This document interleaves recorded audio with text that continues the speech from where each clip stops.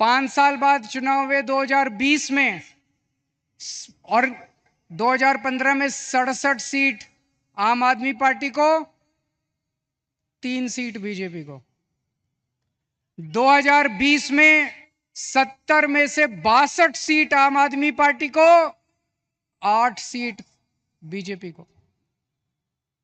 तो मोदी जी ने देखा कि दिल्ली में आम आदमी पार्टी को हरा नहीं सकते, तो मोदी जी ने एक षड्यंत्र रचा, एक फर्जी केस बनाया, उसमें मनीष सिसोदिया को, सतिंदर जैन को, सबको उसमें गिरफ्तार किया और फिर मुझे गिरफ्तार कर लिया।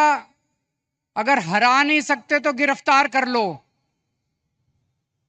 उन्हें लगा कि गिरफ्तार करेंगे तो केजरीवाल को इस्तीफा देना पड़ेगा, लेकिन केजरीवाल ने तय किया सरकार जेल से चलाएंगे। मैंने इस्तीफा नहीं दिया, सरकार जेल से चलाएंगे। अगर मोदी जी जनतंत्र को जेल में कैद करेंगे तो हम जनतंत्र को जेल से चला के दिखाएंगे।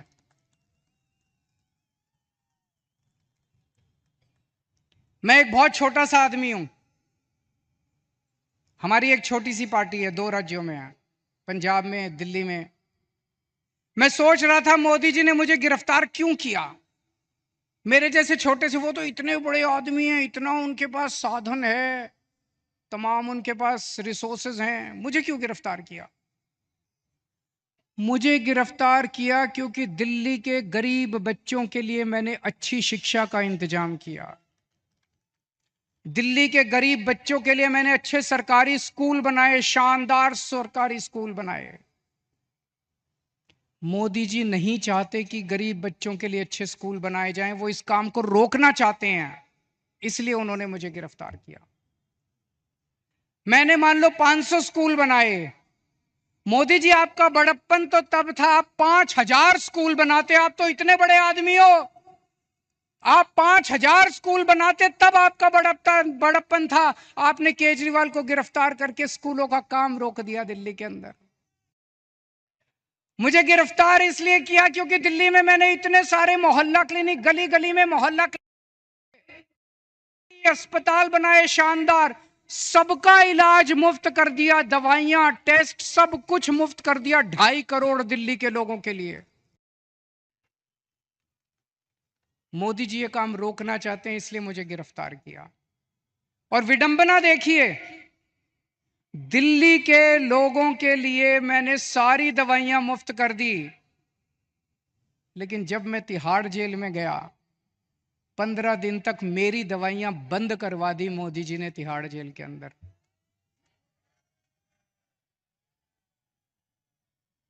मैं शुगर का मरीज हूं 20 साल से, और 10 साल से इंजेक्शन ले रहा हूं इंसुलिन के। रोज 4 इंजेक्शन लगते हैं मेरे को इंसुलिन के, 52 यूनिट इंसुलिन लेता हूं रोज। लेकिन जब मैं तिहाड़ गया, मोदी जी ने मेरे इंजेक्शन बंद करा दिए। 15 दिन तक मेरी 300 पहुंच गई शुगर, 350 पहुंच गई शुगर। मैं बोलता रहा वहां पे अफसरों को, कर्मचारियों को, मुझे इंसुलिन चाहिए, उन्होंने नहीं दी। बोले ऊपर से आदेश है, इंसुलिन नहीं दे सकते। अगर किसी आदमी को कई दिनों तक शुगर हाई रहे तो उसकी किडनी खराब हो जाती है, उसका लिवर खराब हो जाता है। मुझे नहीं पता ये क्या करना चाहते थे मेरे साथ, लेकिन इतिहास गवाह है, ऐसे बहुत सारे किस्से हुए हैं जब विरोधियों को और विपक्षी पार्टी के लोगों को जेल में डाल के उनके शरीर को खराब कर दिया गया।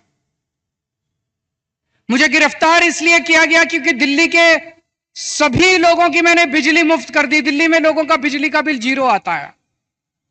मैं मोदी जी को कहना चाहता हूं कि आपकी बड़प्पन तो तब होता जब आप पूरे देश के लोगों की बिजली मुफ्त कर देते।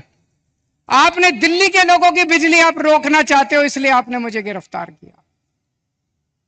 अब दोस्तों, ये लोग कह रहे हैं कि मुझे 2 तारीख को दोबारा जेल जाना है। मैं जेल जाऊंगा कि नहीं जाऊंगा, ये आपके हाथ में है। अगर आपने इंडिया गठबंधन को जिता दिया, अगर आपने इंडिया गठबंधन की सरकार बना दी, तो मुझे जेल जाने की जरूरत नहीं पड़ेगी। और अगर आपने कमल का बटन दबाया तो मुझे दोबारा जेल जाना पड़ेगा। तो जो जो लोग मुझे जेल भेजना चाहते हैं, कमल दबा देना और जो जो मुझे आजाद देखना चाहते हैं, इंडिया गठबंधन को जिता देना। जब आप बटन दबाने जाओ तो इस बार बटन केजरीवाल को जेल भेजने या केजरीवाल को आजाद करने के लिए दबाना।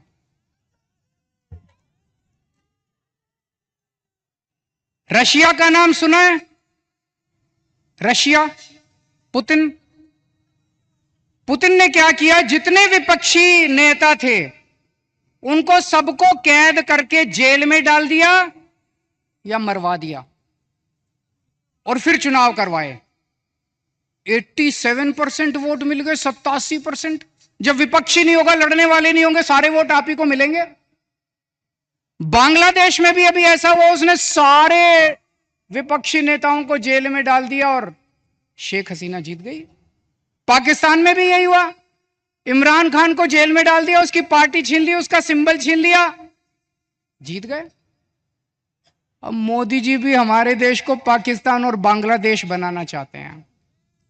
इंडिया गठबंधन भारत देश को दुनिया का नंबर 1 देश बनाना चाहता है।